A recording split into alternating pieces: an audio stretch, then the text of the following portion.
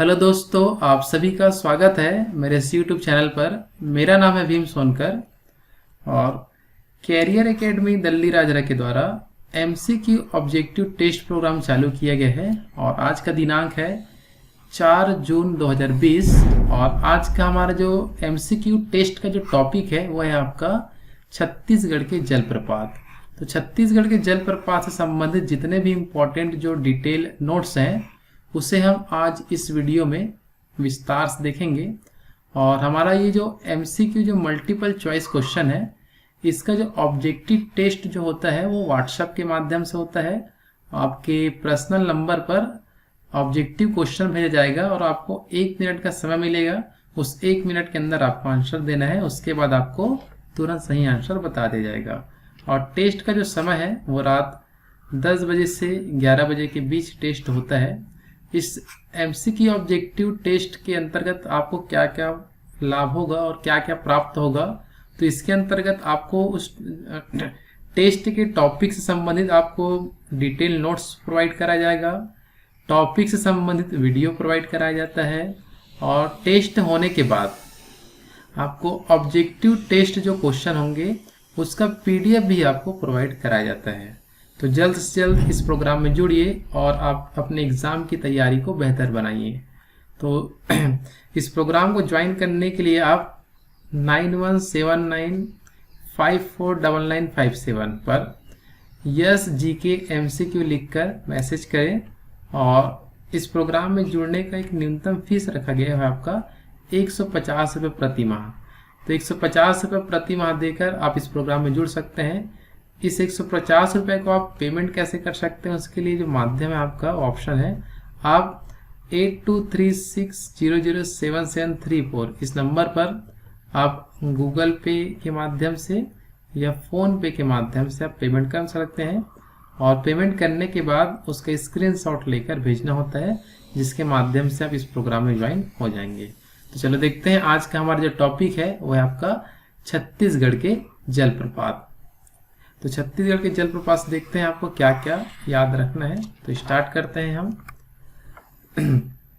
चलो, तो छत्तीसगढ़ के जो जलप्रपात है उसके लिए आपको क्वेश्चन दिया जाता है कि कौन सा जलप्रपात कौन सा जिले के अंतर्गत आती है। यही सब क्वेश्चन यहाँ से आपको मुख्य रूप से याद करना है और कुछ विशेष पॉइंट होगा तो उससे आपको पढ़ना होगा। तो सबसे पहले हम स्टार्ट करते हैं कोरिया जिले से। कौन से जिले से? कोरिया जिले के अंतर्गत कौन कौन से जलप्रपात वाटरफॉल्स आते हैं उन्हें हम आसानी से देख पाएंगे। तो कोरिया जिला देखिए उत्तर छत्तीसगढ़ के अंतर्गत, ये आपको दिख रहा होगा कोरिया जिला। तो इस कोरिया जिले के अंतर्गत आप याद रखना है कौन कौन सा जलप्रपात। तो सबसे पहला आपको याद रखना है अमृतधारा जलप्रपात। अमृतधारा जलप्रपात जो है वो कौन सा नदी पर है? आपका हसदेव नदी पर है, जिसकी ऊंचाई है 90 फीट। और बताया गया है कि इस जलप्रपात के निकट तपसी बाबा का आश्रम है। किसका आश्रम है? तपसी बाबा का आश्रम किस जलप्रपात के पास है बोलेंगे तो अमृतधारा जलप्रपात के पास। इसके अलावा कोरिया जिले में जो दूसरा जलप्रपात है वो है आपका अकूरी नाला जलप्रपात। अकूरी नाला जलप्रपात के बारे में सबसे इंपॉर्टेंट पॉइंट ये है कि इसे कोरिया जिले का, इसे कोरिया का एयर कंडीशनर कहा जाता है। क्या बोलते हैं? एयर कंडीशनर कहा जाता है। इसके अलावा कोरिया जिले में जो तीसरा जलप्रपात है वो है आपका गावरघाट जलप्रपात। तो ये जो गावरघाट जलप्रपात है ये किस नदी पर है बोलेंगे तो हसदेव नदी पर। इतना आपको याद रखना है, ठीक है। तो ये हो गया हमारा कोरिया के अंतर्गत 3 जलप्रपात, अमृतधारा, अकूरी नाला और गावरघाट, ठीक है। चलो आगे बढ़ते हैं। हमारा जो नेक्स्ट जो जलप्रपात है आपको याद रखना है सूरजपुर के अंदर। तो जो सूरजपुर जिला है आप देख सकते हैं नक्शे में, ये है आपका सूरजपुर जिला। तो ये सूरजपुर जिले के अंतर्गत आपको याद रखना है रक्सगंडा जलप्रपात। ये नए बुक के एडिशन के हिसाब से बताया जा रहा है। पुराने बुक में इसे सरगुजा के अंतर्गत दिया था, लेकिन अब नए बुकों में इसे सूरजपुर के अंतर्गत लिखा जा रहा है। तो रक्सगंडा जलप्रपात किस नदी के किस जिले में आता है तो सूरजपुर। और कौन से नदी पर स्थित है तो आप रिहन नदी पर है। नदियों का आपका डिटेल वीडियो यूट्यूब में अपलोड हो चुका है। आप मेरे चैनल भीम सर में जाकर पूरे वीडियो का लाइन से देख सकते हैं, जो बहुत ही इम्पॉर्टेंट है आपके एग्जाम को लेकर। तो सूरजपुर के अंतर्गत हमारा जलप्रपात हो गया। नेक्स्ट देखते हैं हम बलरामपुर जिला। तो आप नक्शे में देख सकते हैं यहाँ पर से आपका बलरामपुर जिला, तो बलरामपुर के बारे में अपन बात करें तो इसके अंतर्गत आपको दो जलप्रपात याद रखना है। पहला आपको कोठली जलप्रपात और दूसरा आपका पवई जलप्रपात। तो कोठली और पवई दोनों ही बलरामपुर जिले में है। कोठली जलप्रपात का बात करें तो ये है आपका कन्हान नदी पर, और पवई जलप्रपात का बात करें तो यह आपका चनान नदी। चनान को किसी किसी बुक में चिरार नदी भी लिखा गया है, तो इसको आप अच्छे से याद करिएगा, ठीक है। नेक्स्ट आगे बढ़ते हैं। नेक्स्ट हमारा सरगुजा जिला। तो सरगुजा जिले के अंतर्गत देखते हैं, नक्शे में देख लेते हैं। सरगुजा जिला आप दिख रहा होगा, ये है अपन का सरगुजा जिला। तो इसके अंतर्गत अपन बात करें तो ये इसके अंतर्गत दो जिले आपको याद रखना है। एक तो आप सरभंजा जलप्रपात और दूसरा अपन को याद करना है टाइगर पॉइंट जलप्रपात। तो सरभंजा जलप्रपात जो है यह है आपका मांड नदी पर। कौन सा नदी पर है? मांड नदी, जो मैनपाट क्षेत्र से निकलती है। तो और ये जलप्रपात ही मैनपाट क्षेत्र के अंतर्गत है, सरभंजा जलप्रपात। इसके अलावा बात करें टाइगर पॉइंट जलप्रपात। तो टाइगर पॉइंट जो जलप्रपात है ये भी आपका मैनपाट के अंतर्गत आता है, ठीक है। और मैनपाट कहाँ है बोलेंगे तो आप क्या बताओगे? जो सरगुजा जिले के अंतर्गत है आपका मैनपाट, ठीक है। नेक्स्ट आगे बढ़ते हैं। नेक्स्ट हमारा है आपका जशपुर जिला। कौन सा जिला? जशपुर जिला के अंतर्गत देखते हैं कौन कौन सी जलप्रपात आती है। तो जशपुर जिला आप देख सकते हो, यहाँ पर से आपका सरगुजा के जस्ट बगल में ही आपका कौन सा जिला है? जशपुर। तो जशपुर जिले के अंतर्गत अपन याद करेंगे पहला रानी दाह जलप्रपात, राजकुमारी जलप्रपात, दमेरा जलप्रपात और खुड़िया रानी जलप्रपात, ठीक है। कुछ विशेष पॉइंट देखते हैं, जैसे रानी दाह जलप्रपात के बारे में आपको याद रखना है कि एक किंवदंती के अनुसार यहाँ एक रानी ने आत्मदाह की थी, इसलिए इसका नाम रानी दाह जलप्रपात पड़ा है।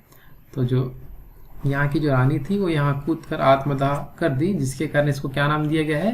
रानी दाह जलप्रपात, जिसके कारण कहा जाता है, ठीक है। नेक्स्ट आगे बढ़ते हैं। राजकुमारी जलप्रपात दमेरा तो सिर्फ नाम है, आपको जशपुर जिले के अंतर्गत याद रखना है, ठीक है। चलो आगे बढ़ते हैं। नेक्स्ट है हमारा कोरबा जिला।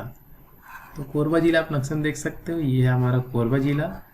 तो ये जो कोरबा जिले के अंतर्गत आपको याद रखना है केवल केंदई जलप्रपात। देखो दोनों का से है, कोरबा केंदई आपको याद रखना है, ठीक है। तो केंदई जलप्रपात जो केंदई नदी पर है, जो कटघोरा तहसील के अंतर्गत आता है, कोरबा के अंतर्गत, ठीक है। नेक्स्ट है हमारा रायगढ़ जिला। तो रायगढ़ आप नक्शे में देख सकते हो, ये है आपका रायगढ़ जिला। इस रायगढ़ जिले के अंतर्गत आपको याद रखना है केवल राम झरना, जिसे बोला जाता है इंद्र प्रियदर्शनी जलप्रपात के नाम से भी जानते हैं। या राम झरना किस जिले के अंतर्गत है बोलेंगे तो रायगढ़ जिला आपको याद रखना है, ठीक है। नेक्स्ट आगे बढ़ते हैं हम जांजगीर चांपा। जांजगीर चांपा आप नक्शे में देख सकते हो, ये है आपका जांजगीर चांपा जिला। तो इस जांजगीर चांपा के अंतर्गत आपको याद रखना है रोगदा जलप्रपात। कौन सा जलप्रपात? रोगदा जलप्रपात कहाँ है बोलेंगे तो जांजगीर चांपा में। नेक्स्ट है हमारा है महासमुंद।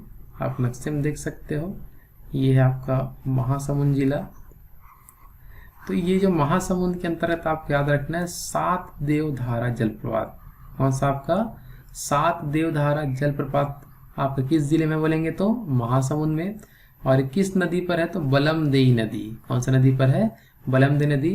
अच्छा, आगे आपको सात धारा जलप्रपात भी देखने मिलेगा दक्षिण क्षेत्र में, तो उसको आपको यहाँ पर मैं रिवाइज कराऊंगा आगे चल के, तो आप ध्यान रखिएगा, ठीक है। तो महासमुंद में कौन सा जलप्रपात है? सात देवधारा जलप्रपात। नेक्स्ट आगे बढ़ते हैं हम। नेक्स्ट देखते हैं हम गरियाबंद जिला। तो गरियाबंद जिला आप नक्शे में देख सकते हो, ये है हमारा गरियाबंद जिला। तो ये जो गरियाबंद जिले के अंतर्गत आपको याद रखना है गोदना जलप्रपात, जो बहुत ही बार एग्जाम में पूछा जा चुका है। गोदना जलप्रपात किस नदी पर है? तो ये बोलेंगे उदयंती नदी पर है। और कौन से जिले में बोले गए तो गरियाबंद जिले के अंतर्गत, ठीक है। नेक्स्ट हम आगे बढ़ते हैं कांकेर जिला। आप देख सकते हो, ये है हमारा कांकेर। तो इस कांकेर जिले के अंतर्गत आपको याद रखना है मलाज कुंडम जलप्रपात। कौन सा जलप्रपात? मलाज कुंडम जलप्रपात, जो किस नदी पर स्थित है? दूध नदी पर स्थित है, इतना आपको याद रखना है, ठीक है। नेक्स्ट आगे बढ़ते हैं हम नारायणपुर जिला। तो नारायणपुर के अंतर्गत आपको याद रखना है चर्रे मर्रे जलप्रपात। कौन सा जलप्रपात? चर्रे मर्रे, ये आपको दिख रहा होगा नारायणपुर। तो इस नारायणपुर जिले के अंतर्गत आपको याद रखना है चर्रे मर्रे जलप्रपात, जो अंतागढ़ आमाबेड़ा के करीब में है आपका। नारायणपुर में एक और जलप्रपात है जिसका नाम है आपका खुरसेल झरना। कौन सा झरना? खुरसेल झरना। भी आपको याद रखना है, नारायणपुर जिले के अंतर्गत जो कौन सी नदी पर है, कुर्सेल नदी पर स्थित है, ये आपको याद रखना है। ठीक है, नारायणपुर के बाद आगे बढ़ते हैं हम। नेक्स्ट है हमारा बीजापुर जिला। देख सकते हैं नक्शे में, ये है हमारा बीजापुर जिला। तो ये जो बीजापुर जिला आपको जो दिख रहा है, इसके अंतर्गत आपको याद रखना है 7 धारा जलप्रपात। और वो आगे चल के अपन इससे पहले देखे थे महासमुंद में, वो था आपका 7 देव धारा जलप्रपात। तो 7 धारा जलप्रपात कहाँ है बोलेंगे, क्या बताओगे आप सभी लोग? बीजापुर जिले में। नदी पूछा जाए, ये नए बुक के अनुसार पूरा बताया जा रहा है, नए एडिशन में जो भी दिए हैं उसी आधार पर नोट्स तैयार किया गया है अभी। ठीक है तो 7 धारा जलप्रपात किस नदी पर है आपका? इंद्रावती नदी पर है। और इनकी जो 7 धाराएं जो अक्सर एग्जाम में पूछा जाता है, कौन कौन सी है, तो याद रखेंगे शिव धारा, शिव चित्र धारा, कृष्ण धारा, बाण धारा, बोध धारा, पांडव धारा और कपिल धारा। ये 7 धाराएं मिलकर 7 धारा जलप्रपात का निर्माण करता है। बीजापुर के अंतर्गत एक और जलप्रपात आपको याद रखना है, जिसका नाम है आपका बोंगतुंग जलप्रपात।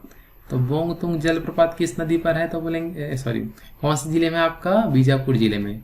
तो बीजापुर के अंदर अपन पहला 7 धारा जलप्रपात और दूसरा अपन याद करेंगे बोंगतुंग जलप्रपात। ठीक है, नेक्स्ट आगे बढ़ते हैं हम। बीजापुर के बाद हम आ जाते हैं बस्तर जिला, जो बहुत ही इंपॉर्टेंट है एग्जाम के लिहाज से। जलप्रपात से जो मुख्य क्वेश्चन आपको बनेगा बस्तर जिले से, आप देख सकते हो नक्शे में, ये है आपका बस्तर जिला। तो इस बस्तर जिले के अंतर्गत देखते हैं कौन कौन से जलप्रपात याद करेंगे हम। तो सबसे पहला याद करेंगे चित्रकोट जलप्रपात। तो चित्रकोट जलप्रपात कौन से जिले में है? बस्तर जिले में। नदी पूछा जाए तब बता सकते हो इंद्रावती नदी। विशेषता में अपन देखें तो यह भारत का सबसे चौड़ा जलप्रपात है।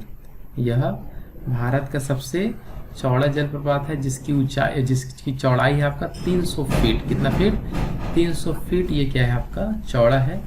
और यह छत्तीसगढ़ का सबसे बड़ा जलप्रपात के अंतर्गत देखा जाता है। और चौड़ाई की दृष्टि से इसे एक नाम दिया गया है, जिसे कहा जाता है भारत का नियाग्रा। जो वेरी वेरी इंपॉर्टेंट टॉपिक है आपका। तो भारत का नियाग्रा किसे कहा जाता है? आपका चित्रकोट जलप्रपात को कहा जाता है, जो इंद्रावती नदी पर है, जो बहुत ज़्यादा पूछा जा चुका है कि किस नदी पर है बोलेंगे तो इंद्रावती नदी पर स्थित है। ठीक है, चलो बस्तर जिला का ही नेक्स्ट जो जलप्रपात है वो है आपका तीरथगढ़ जलप्रपात। तो तीरथगढ़ जलप्रपात भी किस जिले के अंतर्गत आता है, तो क्या बताएंगे आप सभी लोग? बस्तर जिले के अंतर्गत आता है। ये किस नदी पर है पूछा गया तो आप क्या बताएंगे? मुनगाबहार नदी पर स्थित है। और यह छत्तीसगढ़ का सबसे ऊंचा जलप्रपात है। छत्तीसगढ़ का सबसे ऊंचा जलप्रपात है, जिसकी ऊंचाई कितना है आपका? 300 फीट। और यह जो है कांगेर घाटी राष्ट्रीय उद्यान के अंतर्गत आती है, ये आपको याद रखना है। तो कांगेर घाटी राष्ट्रीय उद्यान किस जिले में आपका? बस्तर जिले में। उसी के अंतर्गत ही आपका तीरथगढ़ जलप्रपात याद रखना है। ठीक है, नेक्स्ट हम आगे बढ़ते हैं। तो बस्तर जिले में ही और कौन कौन से जलप्रपात है, तो एक आपको याद रखना है कांगेर धारा जलप्रपात, जो कांगेर नदी पर स्थित है और एक कांगेर घाटी राष्ट्रीय उद्यान के अंतर्गत आती है। इसके अलावा बस्तर जिले में और कुछ जैसे कि आपका महादेव घूमर जलप्रपात, तांबड़ा घूमर जलप्रपात, चित्रधारा जलप्रपात और आप मंडवा जलप्रपात, इतना आपको याद रखना है बस्तर जिले के अंतर्गत। ठीक है, बस्तर के बाद अपन नेक्स्ट देखते हैं आगे दंतेवाड़ा जिला। तो दंतेवाड़ा जिला आप देख सकते हैं, ये बीच में आपको दिख रहा है, ये है आपका कौन सा जिला? दंतेवाड़ा जिला। तो दंतेवाड़ा जिला के अंतर्गत आपको 2 जलप्रपात, जिसमें पहला है आपका सूरतगढ़ जलप्रपात। सूरतगढ़ जलप्रपात है दंतेवाड़ा जिले में, और ये बताया गया है कि यह डंकनी शंखनी नदी पर स्थित है जलप्रपात। तो डंकनी शंखनी नदी मिलकर कौन सा जलप्रपात का निर्माण करती है, तो सूरतगढ़ जलप्रपात। इसके अलावा अपन याद रखना है मेद्री घूमर जलप्रपात, इसे ही कहा जाता है हाथी दरहा जलप्रपात। क्या बोला जाता है? हाथी दरहा जलप्रपात भी इसी को ही कहा जाता है। ठीक है, तो इतना आपको यहाँ से मुख्य पॉइंट्स याद रखना है दंतेवाड़ा जिला के अंतर्गत। इसके अलावा अपन लास्ट और अंतिम देखते हैं सुकमा जिला। तो सुकमा जिला जो है यहाँ पर, तो सुकमा जिले के अंतर्गत आपको याद रखना है मालिंगर इंदुल जलप्रपात, सेकंड है आपका गुमतेश्वर जलप्रपात और तीसरा है आपका रानी दरहा जलप्रपात। ये तीनों आपको याद रखना है। सुकमा के अंतर्गत। जो गोमतेश्वर जलप्रपात आपका शबरी नदी पर स्थित है। रानी दरहा जलप्रपात भी आपका शबरी नदी के अंतर्गत आता है। ठीक है, तो ये हो गया हमारा जलप्रपात टॉपिक खत्म।